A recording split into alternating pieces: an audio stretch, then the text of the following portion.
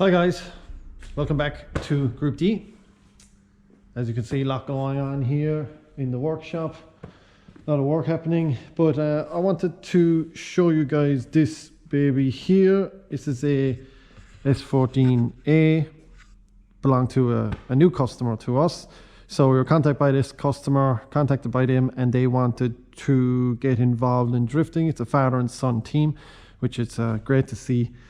People still wanted to get involved in the sport. It's a difficult year here. We haven't even got 2 fucking tires burnt off in this year. So it's great to see people still interested, still wanting to get involved. So the original plan was maybe to get some like BMW E46 or something, but the plan kind of snowballed, and then it was decided to go and get something that you could learn in, but is well spec'd, should drive well, and could go all the way to pro class here in Ireland. So this 14 came available, so they decided to snap it up, drop it to us, and we are giving it the once over, ready for competition and practice days and everything like that. So yeah, so it was a really well spec car, as I said.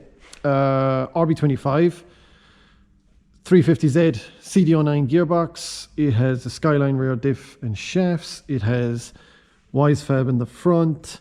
Body kit, obviously, as you can see, all nice wheels. 350Z brakes in there. It has all adjustable arms on the rear. It has Driftworks knuckles on the outside. So it's a pretty well spec car, all tubed, and aluminium tank in the rear.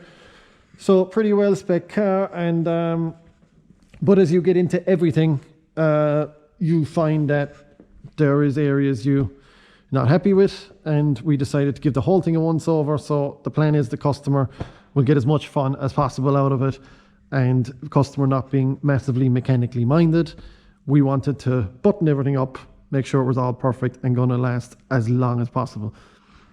So I'll run you through what we did. So well spec car, as I said, but a lot of niggly issues that we weren't happy with. So new air filter, the old one's on there forever. The power steering bottle we made, it's a genuine Toyota one. We tigged on some brackets just to make it fit perfectly, some dash 12 line. But the original plastic one was mounted here, and the pipe out underneath it, and on full lock, the wheel was dangerously close to it, and if the tire ever picked something up, flick something up, it would knock the bottle off, break the plastic. Just weren't happy with it, could see it causing an issue, made it absolutely foolproof, lasts forever now. On this side we had a similar issue, but worse. The fuel pressure regulator was mounted on these 2 bolts here, and the end fitting was pointing down into the wheel well. Obviously, I don't need to go through what could happen there, so we weren't pleased with that at all, so we moved it. The map sensor is here. That was thrown in behind the servo there, not mounted or nothing. We brought it out, mounted it here. It's accessible, and new vacuum hose on it. Fuel filter done. There's all new fuel lines in this car. Fuel filter done up here. I always run 2 filters in all the cars I do, so one pre-pump in the rear and one as close to the rail as I can get it, just to try and pick up any debris. If the pump is doing anything silly, can pick up any debris there. So that is a couple of changes we had to make. This car has a link ECU. It had a loom made. It was wired for boost control. There was a plug hanging here for boost control, but it was never fitted or mapped with boost control. So we put a solenoid in it, a Mac valve, and plumbed it up correctly, and then that is back into the link ECU. The link is controlling it, so boost control done properly now. And we put a oil catch can in it. It had none. It was just venting to atmosphere here, and if the engine ever started breathing, it would breathe the oil down onto the exhaust manifold. Very common thing for people to not bother to do, but it's all done quickly, easily, properly now. Another issue we had, which I find extremely common, is the expansion tank for the radiator.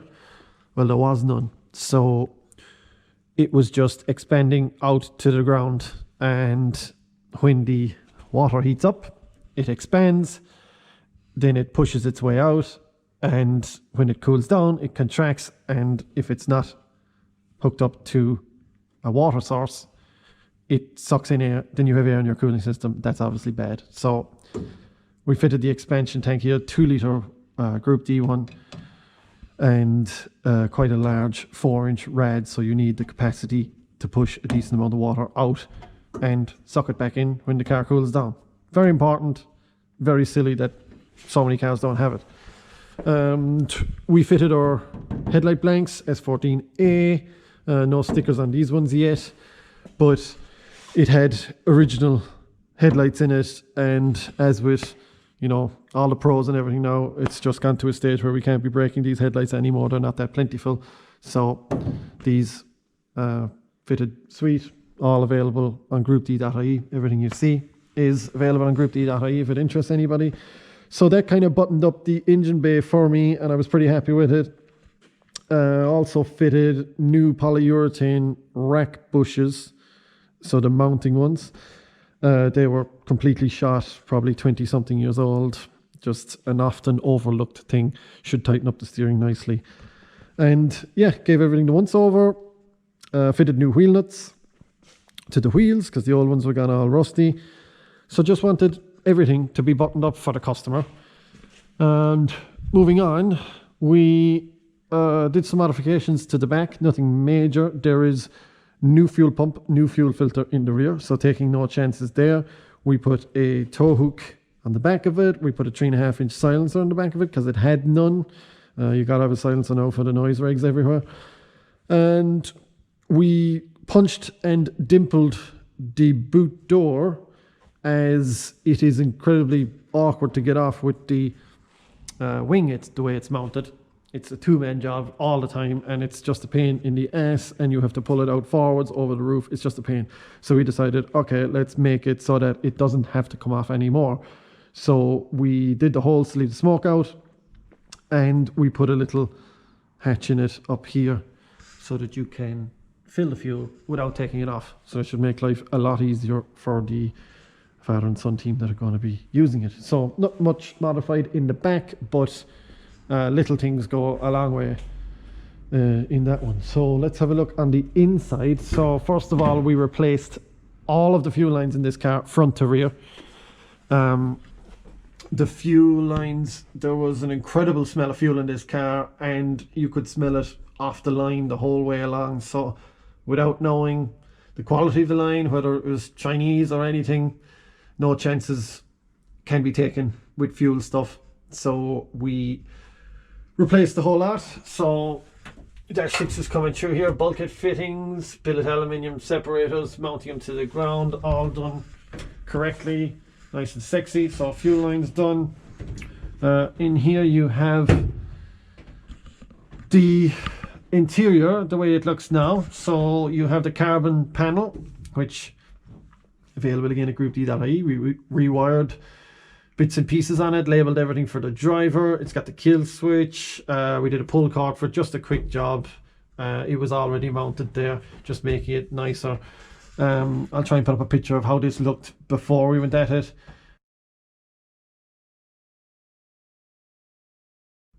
You have a plate covering the big gaping hole that was here. You could see the gearbox when you were sitting in the driver's seat, and we put this Nomex shift boot on it, which is fire resistant as well, does a great job. We 45 degreed the handbrake lever because the driver is way shorter than the previous driver.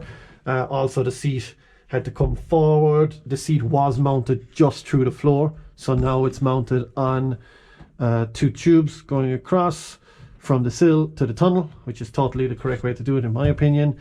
There was a big gaping hole where the dash was, so we decided to put a panel in there, quick job, move the clocks from the top over there in front of the driver so you can see. New steering wheel fitted, as the old one was all tape around it and falling apart.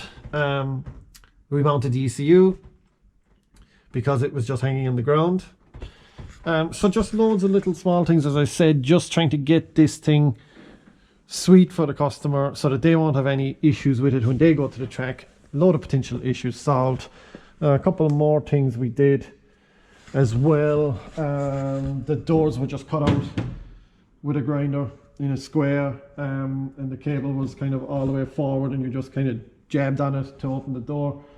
Wasn't happy with that, just for the guys that were going to take it away. So we put the universal door cards that we keep in stock here, and just trimmed it nicely, riv nutted, bolted, and put the little loop here so you can just pull it with your hand. Just finished it off nicely, and you're going to cut yourself on the way it was done. Then another thing was the side skirts are going to have to come off this car to load it on the trailer. So the side skirts had multiple self-tappers in it. I wasn't happy that in the rain or whatever, after a day's drifting, you would have to get out a Phillips screwdriver, take out a load of screws and keep the screws somewhere and all that crap. Wasn't happy with it, so I wanted to come up with something quick and easy. So we did these quick latches on it, and the side skirt just pops off on the quick latches. I'm going to struggle here with one hand to get this. Oh, there it is. Mint, not that much of a struggle, but it just pops off perfectly, and one mounted low, one high, so it can't twist or go in any direction. Same with the front here, popped onto the wing. So now it is literally a 30-second job. Pop your side skirts on, you won't lose anything, you don't need any tools. Pop your side skirts off, pop them back on whenever you want to. Sweet job.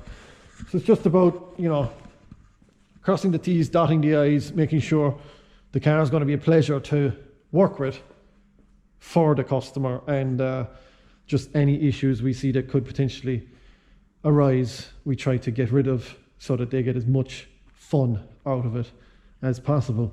The front bumper bar was just one bar across the top, so that made the bottom quite flimsy. If you clipped a cone or anything, it was trying to knock the bumper into the wheel.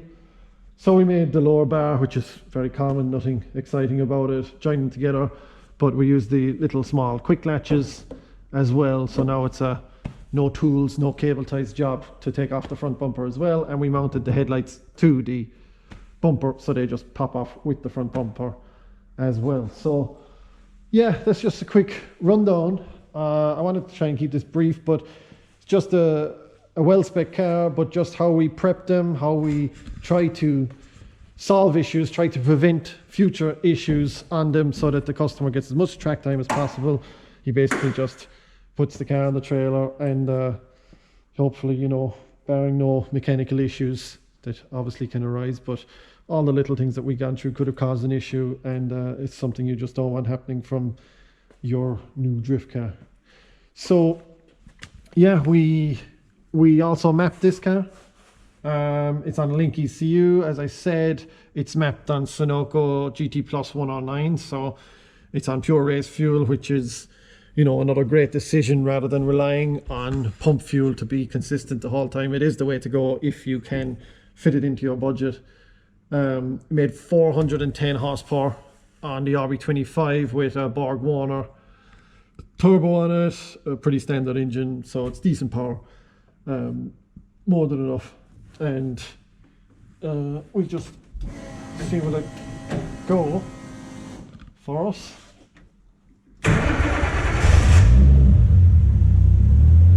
Which it does.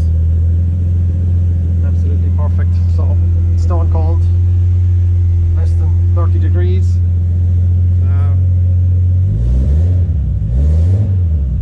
Nice time spent working on the idle, get it idle cold. No throttle pressed as you start it, just fires up first tip. Kill switch works perfectly. So yeah, that was it. Quick rundown on prepping a car here at Group-d.ie.